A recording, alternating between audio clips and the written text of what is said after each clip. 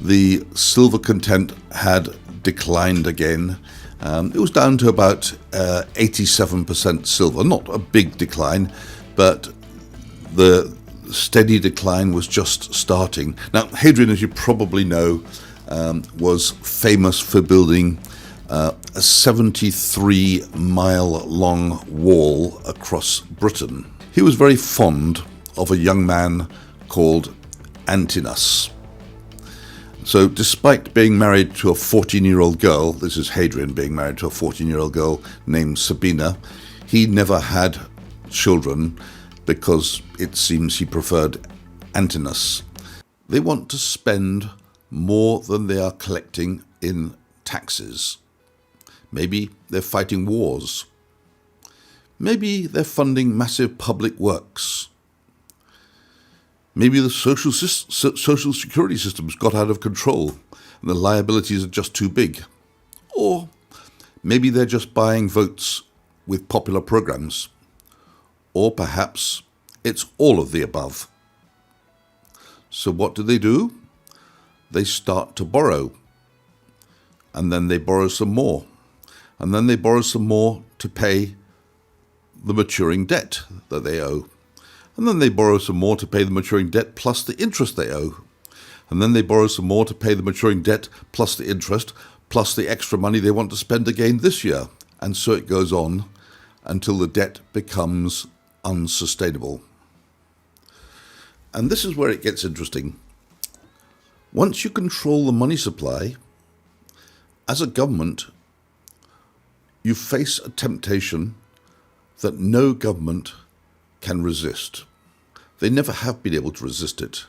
And the temptation is to print more money to pay your debts and to fund all kinds of new spending and pet projects. Now, the process of loss of value can be very slow to start with because the government is always perceived as being able to repay because it can raise the taxes to do that. But of course, at some point, we pass the point of no return where it's just not possible to raise taxes enough to pay the debt. And then the currency starts to lose value at a faster pace. People start looking for alternatives. They look for things which aren't liabilities of the government. They look for things which can't be printed out of thin air. As confidence in money erodes, people abandon paper promises for tangible assets. Gold, silver, or commodities gain appeal because they can't be printed at will. Historically, when fiat systems lose credibility, collapse follows, not immediately but inevitably. Banknotes become worthless, economies destabilize, and governments scramble to maintain control. No modern state offers to exchange its currency for gold. The value lies in trust, not metal. History shows this erosion is gradual but relentless. Those who recognize the signs early can protect wealth, while the uninformed face devaluation, inflation, and loss of purchasing power. The pattern is universal. And as people shy away from these paper promises, eventually, and we don't know when it will happen or if it will happen, but it's happened always in the past, eventually the whole system starts to spiral out of control and collapses. And when I say it collapses, I'm talking about the currency itself. Nobody wants to take the currency, they want other things. So here we are. Here's the history. Worthless notes. No matter where you look, pages and pages of them from countries all around the world have issued these banknotes, never to be repaid. And it's happening right now because you know and I know that most of the notes on the planet are backed by nothing other than a promise of your government.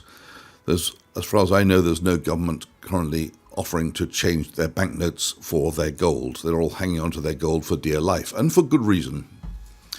But this debasement of money is not a new thing. I'm going to take you back 2,000 years to show you that governments have been playing this game for a very long time. This coin that you're looking at here is a Roman silver denarius. This one comes from about 68 BC, something like that. So the story here begins with Emperor Nero, who was one of the first people to debase the currency. He ruled from 54 AD to 68 AD, about 14 years. Now, he was a bit of a character. He had some interesting choices in life. He married a man named Sporus, but made sure he had him castrated before he married him, as one did at the time. But let's not talk about his personal life. What did he do to the currency? Well, in 64 AD, there was the Great Fire of Rome, and it destroyed much of the city. Now, we don't know if Nero actually fiddled while Rome burned. That's debatable. Rome, 64 AD. The Great Fire devastates the city, and Emperor Nero faces massive reconstruction costs. His solution? Debase the silver denarius. By reducing silver content from near 100% to 80%, he created instant money. Soldiers noticed their pay bought less, merchants raised prices, and public trust faltered. The result? Unrest and revolt. Nero, facing execution, took his own life in 68 AD. Within 18 months, Rome saw 4 new emperors rise and fall violently. The lesson: currency debasement can destabilize an empire. Printing money without backing may solve short-term needs, but it sparks long-term chaos. But what's not debatable is that rebuilding the city was very expensive. Very, very expensive. So Nero did what all governments do. He debased the currency. He reduced the weight of the silver denarius, and he lowered its silver content to about 80%. In modern terms, that would be called money printing, instant money printing, or quantitative easing. But basically, he was creating money out of thin air because the same amount of silver could make so many more coins. But it didn't take long for the public at large and for the soldiers, the army, to notice. Soldiers found that their pay was buying less and less because people weren't fools. When they saw there was less silver in the coins, they hoarded the old ones, which had full silver content, and tried to buy things with the new ones, which resulted in merchants putting up their prices to get the same amount of silver as before. So the soldiers were finding that their purchasing power was evaporating. And unhappy soldiers are dangerous soldiers. There was a revolution. And in 68 AD, Nero heard the horsemen coming for him, and he knew what was about to happen. Rather than face a horrendous execution by his own troops, he killed himself. And that led to absolute chaos. In just 18 months, a year and a half, Rome went through 4 new emperors. First, there was Galba. Now, he tried to restore fiscal discipline, but the soldiers wanted their devalued denarius topped up with bonuses. They weren't impressed, and he ended up getting murdered after just 8 months. Then we had Otho.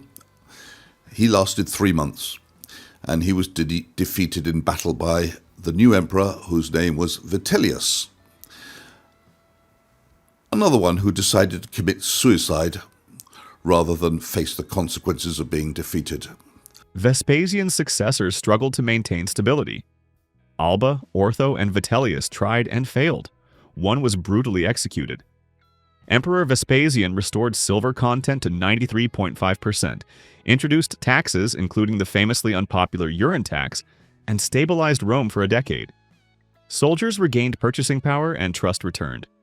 But his successors, including Hadrian, continued gradual debasement. By the early 2nd century, silver content fell below 87%. Hadrian funded massive infrastructure like Hadrian's Wall, and indulged personal whims, yet the slow erosion of currency value began undermining imperial stability. Even minor reductions in silver had long-term effects, showing that disciplined monetary policy is crucial for a lasting empire. Then there was Vitellius, who had defeated Otho. He lasted about 8 months and was defeated by the new emperor called Vespasian. Now, sadly for him, he didn't commit suicide because it became rather gruesome. So Vitellius was captured, tortured, dragged through the streets of Rome, covered in excrement, retortured, and executed in front of a massive crowd on the Gemonian stairs. Vespasian, the new emperor who had ordered that execution, had learned a very important lesson. You've got to keep your troops happy. And he realized that if he wanted to avoid a similar fate, he had to do something. So he did actually do something rather smart. Instead of just printing money like Nero had done, he restored the silver content of the denarius back to not quite where it was before, but 93.5%, which was regarded as good enough. And he kept that stable during his reign, which lasted about 10 years. And that brought some stability back to Rome, and the soldiers were much happier. But how did he do it? Well, he imposed some new taxes on everybody. One of his taxes, which was quite interesting, was a tax on urine. Now, I can imagine that a number of the population were probably a bit pissed off about that. But, there was currency stability for a period of 10 years, and the soldiers had their purchasing power back. So, luckily for him, he died of natural causes. So the lesson which he had learned was stable money means a stable empire. Unfortunately, his successors didn't seem to learn that lesson, just as governments of today haven't learned the lesson of their predecessors. So Vespasian's successors didn't maintain that discipline. They kept gradually reducing the silver content. By the time we get to Emperor Hadrian, here's one of Hadrian's silver coins. It's a silver denarius. Under Emperor Commodus, 177 to 192 AD, silver content dropped to 75%. Extravagance, gladiatorial displays, and personal indulgence compounded the problem. By Caracalla's reign, silver content in the denarius fell below 52%. Even doubling army pay couldn't satisfy soldiers. Coins became thinly silver-plated copper, losing their value. Public trust in money collapsed, and the economic foundation of the empire eroded. What had once funded vast trade and military power became almost worthless. Within decades, currency collapse contributed directly to the Roman Empire's downfall. History teaches, without stable money, even powerful empires crumble.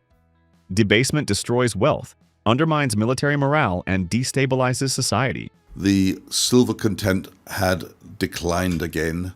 It was down to about 87% silver. Not a big decline, but the steady decline was just starting. Now, Hadrian, as you probably know, was famous for building a 73-mile-long wall across Britain. He was very fond of a young man called Antinous. So despite being married to a 14-year-old girl, this is Hadrian being married to a 14-year-old girl named Sabina, he never had children because it seems he preferred Antinous. Antinous ended up drowning under mysterious circumstances. But let's move on a little bit and not talk about their personal lives too much. The point is, we were now down to 87% silver in the denarius, and the debasement was continuing. And we go forward a few years, and we get to Commodus. He ruled from 177 to 192 AD. That's about 15 years of rule. Now, He was a bit of a piece of work. He kept a harem of 300 girls and boys. His favorite hobby was dressing up as a gladiator and fighting in the arena. Now, that wasn't because he was brave. When he went to fight, his opponents were deliberately wounded before he got to fight them, or they were armed with wooden swords. So he wasn't really taking any risks. But, to his joy, he defeated hundreds of other gladiators in the ring, all of whom were effectively defenseless against him. But under him, the denarius continued to be devalued. The silver content fell to 75%. And here's a coin, I don't know if you can see it. This is one of Commodus's silver denarius. You can still see it's shiny to some extent. It's still got that almost that silver sheen, but it's got some other metals in it now. Fast forward to the modern era. Governments around the world issue fiat currencies backed only by trust. Debt levels are staggering, and printing money has become the primary solution. Social spending, war, and political incentives drive further borrowing. Inflation, asset bubbles, and currency devaluation are the modern echoes of Rome. While technology and global trade complicate the picture, the underlying principle remains. Unchecked debt, combined with money creation, erodes value and risks systemic collapse.